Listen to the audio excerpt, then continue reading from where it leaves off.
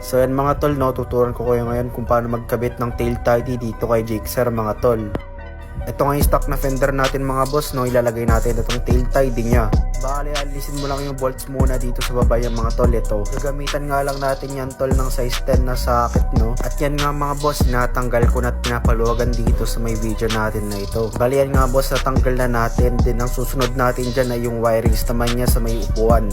Yan mga boss, tinatanggal na natin at wag nyo ang kalimutan ng picturean o markahan itong mga wirings niya.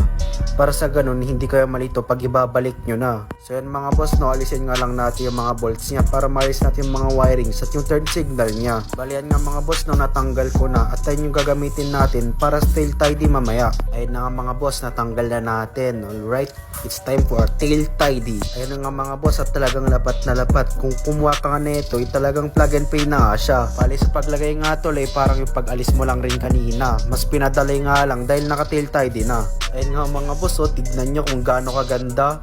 Let's see kung talagang functional nga siya. Ayun nga mga boss, gumagana yung turn signal niya, oh.